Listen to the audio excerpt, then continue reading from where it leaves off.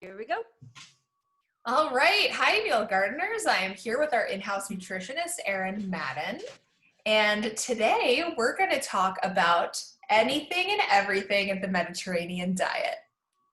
Yes. Yes. So I guess let's dive in, right, Erin? Yeah, definitely. Super excited. All right, sounds great. So first things first, in a culture where we can choose so many different eating patterns, whole 30, keto, paleo, why would somebody and why should somebody choose the Mediterranean diet? The Mediterranean diet is great because it's based on traditional foods that people used to eat in countries like Italy and Greece way back in like the 1960s, hence why it's called the Mediterranean. So I'm not talking about, hey, let's eat pizza or let's eat pasta because that's all Mediterranean, right? So, but Sure. the Mediterranean diet is great because it incorporates lots of vegetables and fruit into your plan. There's lots of fibers such as whole grains. You can incorporate plenty of spices and breads, and you can still eat foods, certain foods in moderation, such as poultry and eggs and cheese and yogurt. They are higher in saturated fat, so it's still allowed on the plan, but you're not fully cutting it out, which works a lot with many people who really enjoy like the meat and potatoes kind of meal. You can still eat red meat, but like you're kind of limited to a lot of foods like that. But you can still it teaches you how to pretty much enjoy a lot of the foods, and you're still allowed to eat some foods that are higher in fats, without having to like cut it out fully. Okay. Yeah. Yeah. So you can still enjoy the good stuff on the Mediterranean diet. Absolutely. And I always find it's very important to incorporate a plan that you can still enjoy some foods that aren't necessarily good for you, but aren't necessarily bad for you, and still have lots of variety on your plate, especially when it comes to fruits, vegetables, and whole grains, because those are super important to maintaining a healthy heart. Absolutely. So you mentioned the Mediterranean kind of area, like Greece and Italy. And I've read that scientists show us that across the globe there are certain longevity cultures, where Mm. people tend to live a surprisingly long amount of time. You get the centenarian cultures like in Japan, where people tend to live into their hundreds. And they typically eat the Mediterranean type Mm. diet. Can you speak to this? Like, why is the Mediterranean diet tied so closely to longevity? It's because that you are eliminating many common processed foods or unhealthy foods. So the Mediterranean diet emphasizes that we should avoid added sugars such as sodas and candies and ice cream, refined grains such as white breads and pastas made with refined wheat, as well as trans fat, which are man-made, and they are put into they are processed into many of our foods that we buy that are like convenient types foods, as well as oil. So all those types of foods are linked to obesity, heart disease, Alzheimer's, arthritis, like so many health Mm. conditions that can occur when you do have a diet full of these unhealthy foods. So the Mediterranean diet emphasizes that we need to incorporate more fresh fruits and vegetables and lean Mm-hmm. proteins and whole grains. And that is pretty much the basis of what a healthy diet looks like.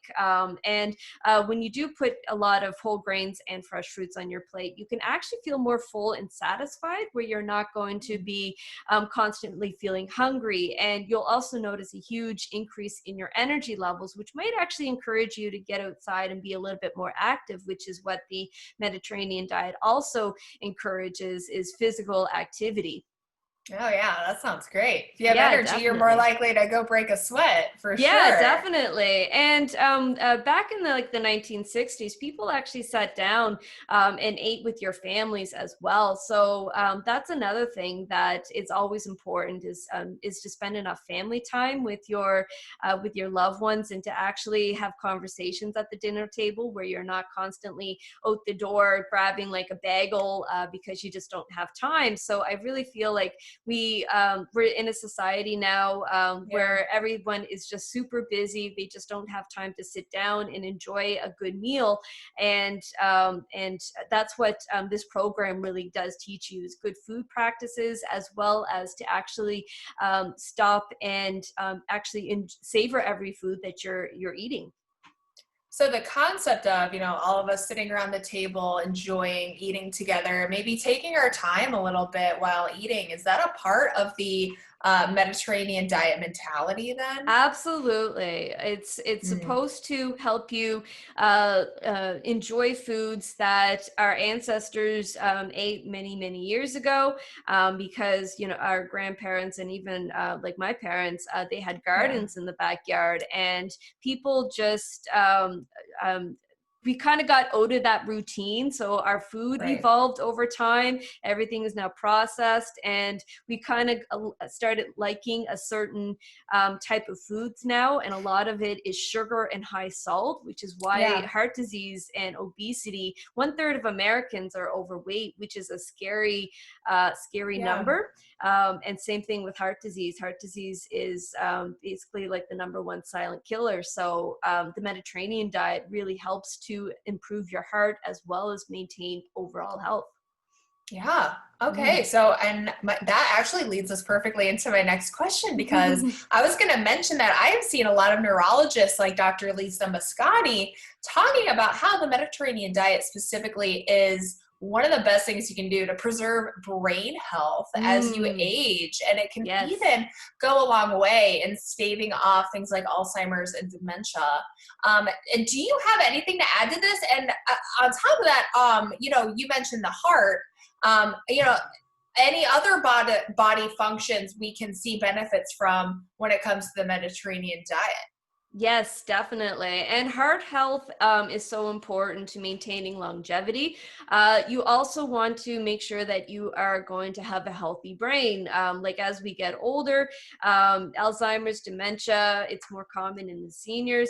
And Mediterranean diet emphasizes more fish into our diet. Mm, If you're not much of a fish eater, you can always incorporate more nuts and seeds. And it's the omega 3s in fish and nuts and seeds, as well as plant oils such as olive oil, that has been shown to really help boost the function of your brain, as well as to support a healthy heart. So omega 3s are your good essential fats. They're very anti-inflammatory, so it'll help with improving the function of your brain, improve your concentration. I know personally, if I have more omega 3s in my diet throughout the day, I feel like I can actually concentrate.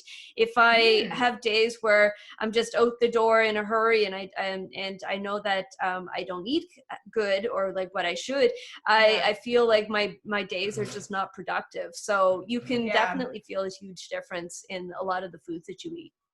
Yeah, okay. So we're Mm. talking like fish, like fatty fish and nuts. Yes, And so salmon and yeah, halibut and tuna, and it's important to eat fish. Aim to at least eat fish 2 to 3 times per week, just because okay. fish tends to have some heavy metals in it. So it's not good Oh, to eat yeah, fish every single day, especially if you're not sure where the fish came from. There might be some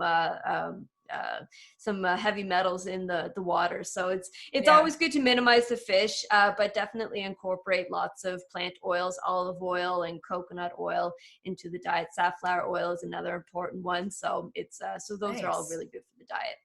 So what plants can people get that nice healthy fat from? I know you mentioned legumes. Is there any other like plant-based food where people can find those healthy fats?